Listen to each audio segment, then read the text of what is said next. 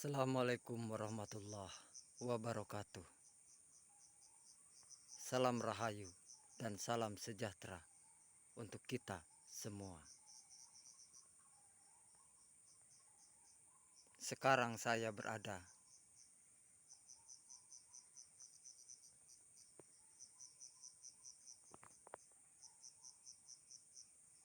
bersama sebuah alat kuning yang kita sebut alat berat. Dia mengajak saya berkomunikasi bahwasanya lihatlah, aku, dan cobalah belajar kepadaku.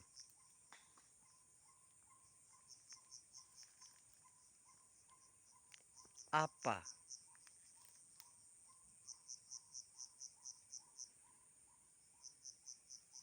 yang bisa kau ambil dariku, kata si alat kuning berat ini.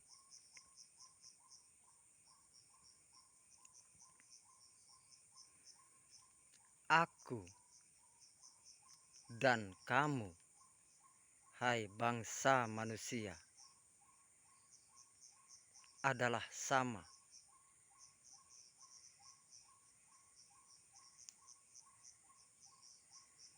Mengapa? Cobalah kau merenung ke dalam dirimu.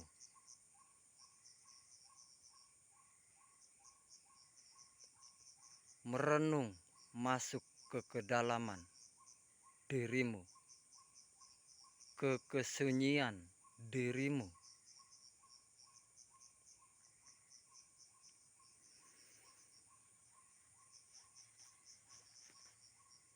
Di dalam wujudmu, hai bangsa manusia, ada 3 unsur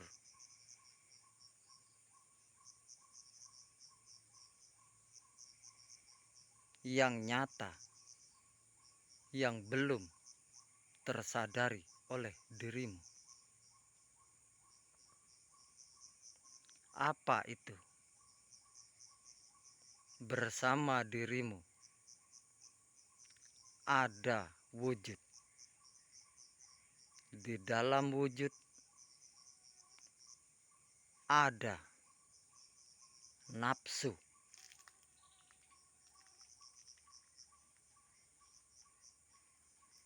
Dan di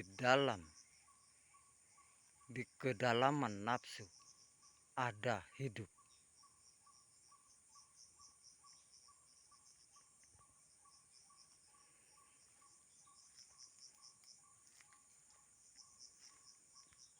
Coba perhatikan.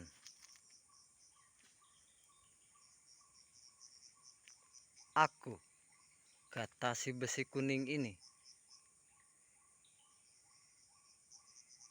fisikku berwarna kuning. Ini adalah wujudku.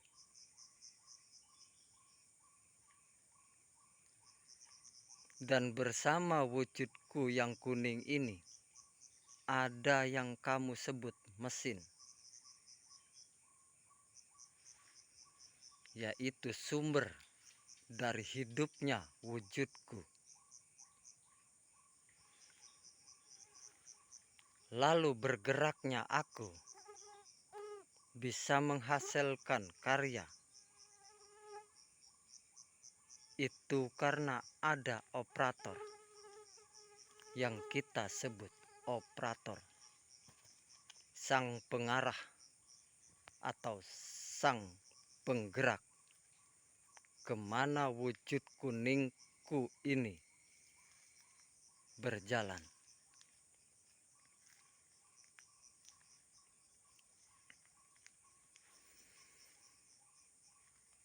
Apakah kau bangsa manusia tidak melihat hasil karyaku?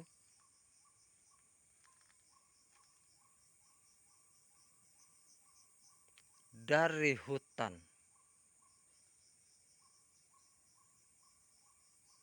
yang tidak tertata sekarang bisa tertata rapi. Itu hasil karya nyataku.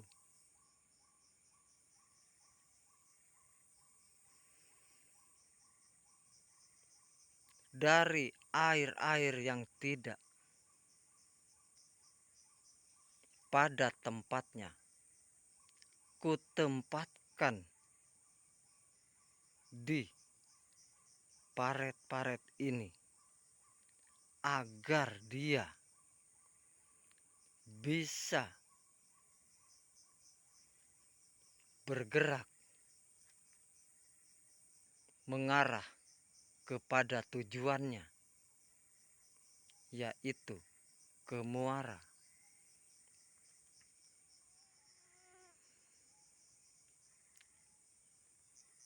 Bukankah sama saja dengan kita bangsa manusia?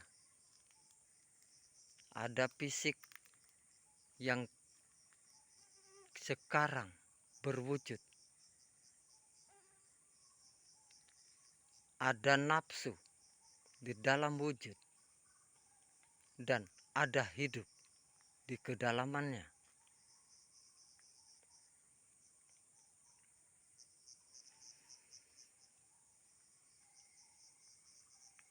Bukankah sama saja?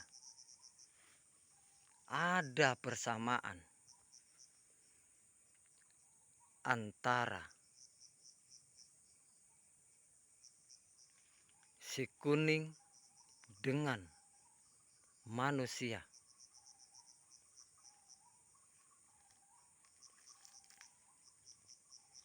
Yang menggerakkan si kuning ini karena ada operator, yaitu kalau pada diri kita adalah nafsu. Tapi karena nafsu sang operator ini diarahkan dan terarah hanya untuk kebaikan, kemanfaatan semata, tidak untuk yang lain. Padahal alat berat ini bisa saja diarahkan oleh sang operator untuk membuat kerusakan, kehancuran.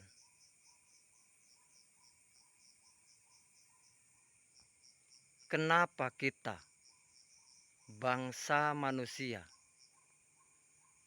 tidak bisa belajar kepada si kuning ini?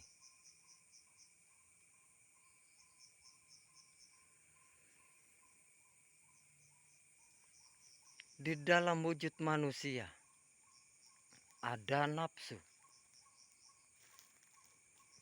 Mengapa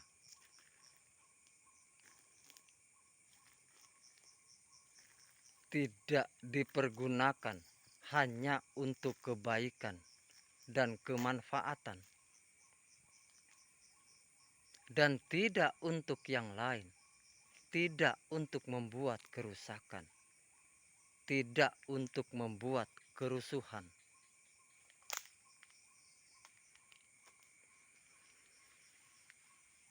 Seharusnya kita malu pada si kuning tersebut.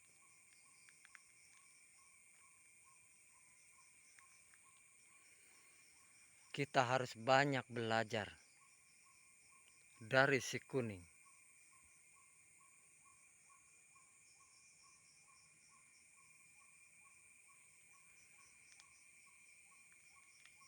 Kenapa? Bukankah konon katanya kita manusia adalah makhluk yang sempurna?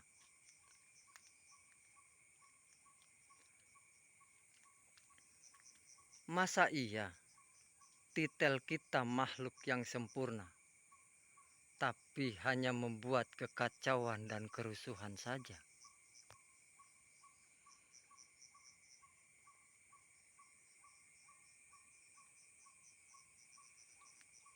hanya membuat kehancuran. Alam semesta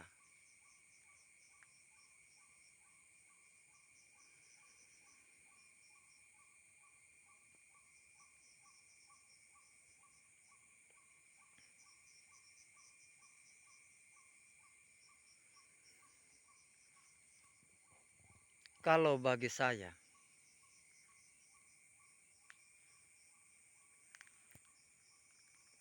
akan belajar kepada siapapun, kepada apapun. Saya akan belajar kepada alam, karena alam bisa saja menjadi guru saya. Di dalam kesunyian, di dalam keheningan, sangat banyak pelajaran yang belum tersadari oleh kita, bahwa alam semesta ini adalah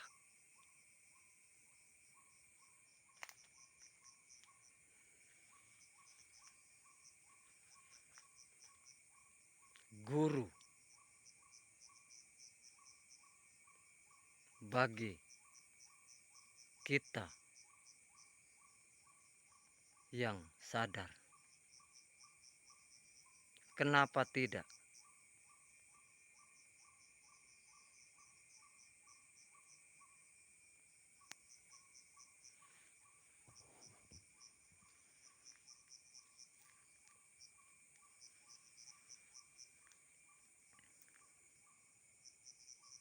Karena di alam banyak sekali pelajaran yang kita bisa ambil hikmahnya. Kita jadikan sebagai guru kita untuk bisa berkehidupan yang hidup.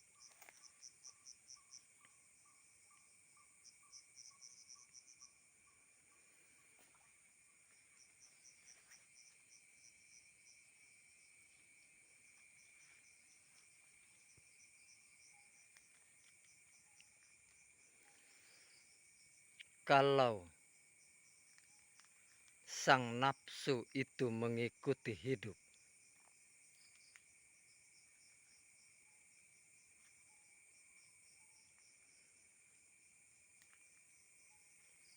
berarti air itu mengalir kepada muara yang benar, dan muaranya nafsu adalah hidup kepada hidup, bukan sebalikannya, bukan sebaliknya. Hidup yang harus tunduk kepada sang nafsu, tapi nafsulah yang harus tunduk kepada hidup.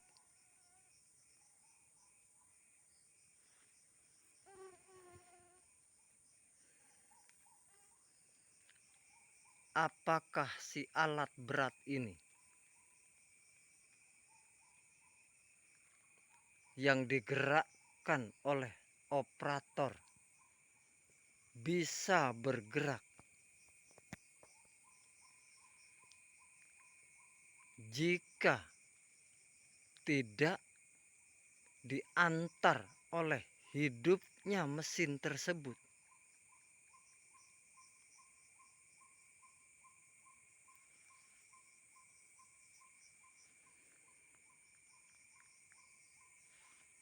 Dan mesin tersebut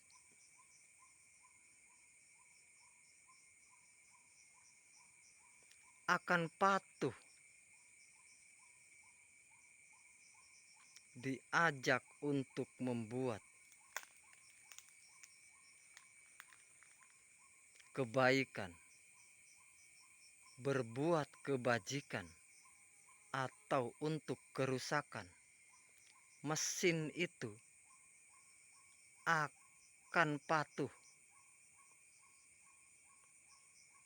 karena tugas dia adalah menghidupi yang hidup, yaitu yang hidup adalah operator, sang penggeraknya,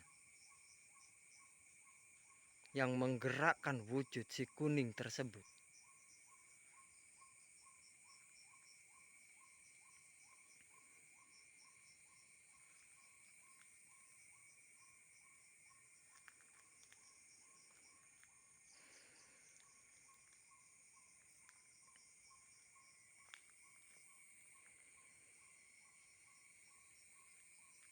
Bukankah sama persis dengan kita manusia? Hidup yang ada di dalam wujud manusia itu akan mengantarkan kemanapun, akan mengantarkan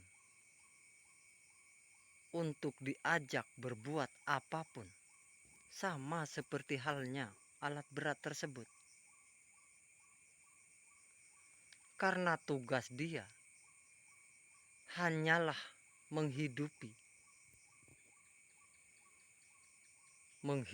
yang hidup, tidak untuk yang lain.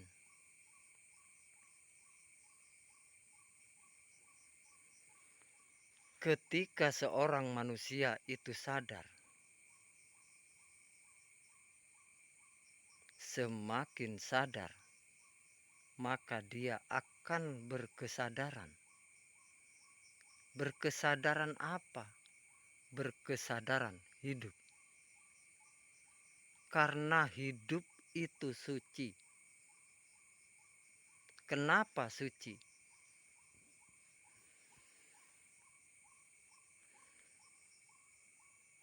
Karena hidup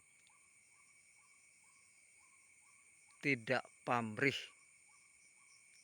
hidup tidak arogan, dan hidup tidak berego. Ketika tugas dia adalah menghidupi yang hidup, ya sudah, dia hanya tinggal menghidupi saja. Tinggal yang hidup sadar atau belum, sadar atau tidak akan tugas dia yang sebenarnya.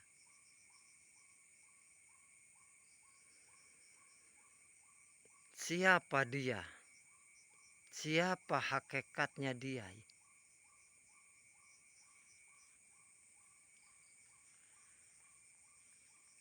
Maka ketika seorang manusia itu sadar,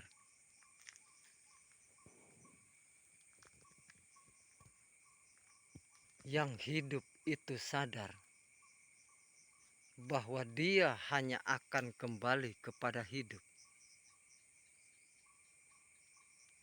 dan seluruh gerakannya adalah gerakan hidup yang tanpa pamrih, yang tanpa arogan, yang tanpa ego.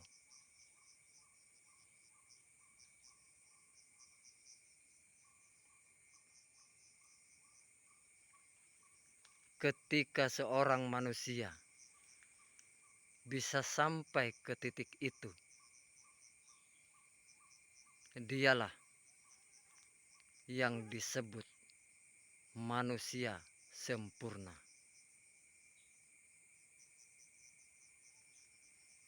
Yang bisa menyempurnakan dirinya karena dia sadar, maka dia akan menyadari maka dia akan berkesadaran hidup.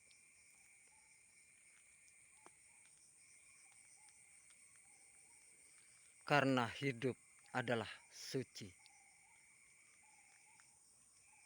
maka seluruh ego, pamrih, dan arogan akan terbawa suci dan menjadi suci. Apalagi yang dicari oleh seorang makhluk yang bernama manusia, selain bisa mencapai ke titik itu.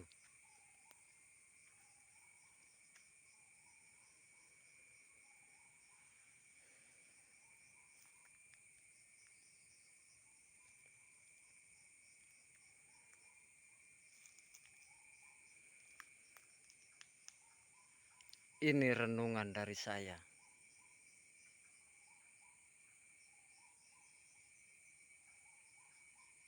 Dikala saya hening,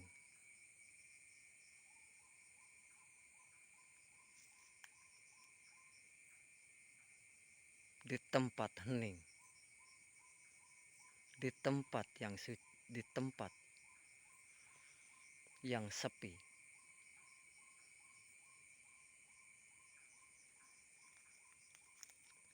heninglah di dalam keramaian, karena hanya dengan heninglah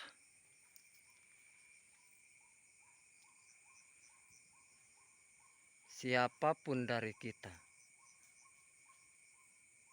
bisa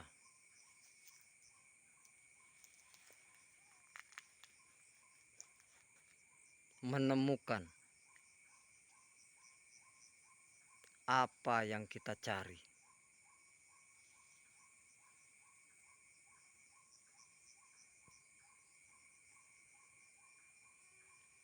Maka jadikanlah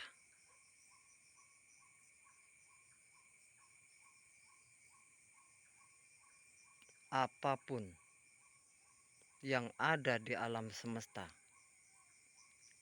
adalah guru yang bisa kita ajak berkomunikasi untuk bisa semakin menyadarkan diri kita, terlepas dari apapun agama kita,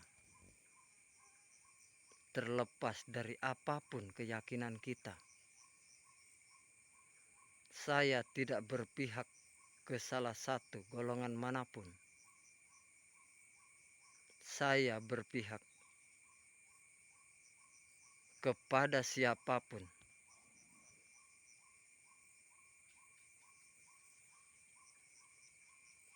yang bisa berbuat dan berlaku kebajikan. Karena itulah hakikatnya tugas kita.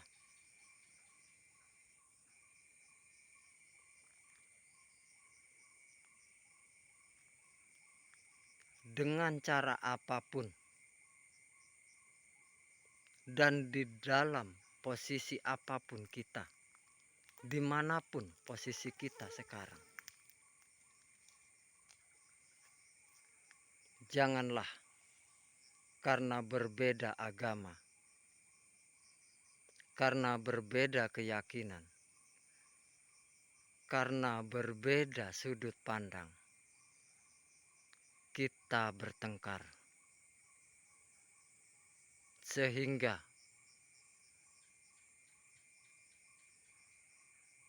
terjadi kerusuhan di antara sesama umat, di antara sesama makhluk hidup.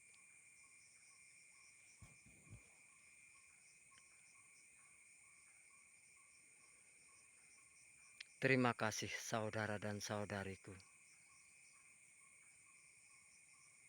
Mohon maaf jika ada yang tidak berkenan. Assalamualaikum warahmatullahi wabarakatuh. Salam rahayu dan salam sejahtera untuk kita semua.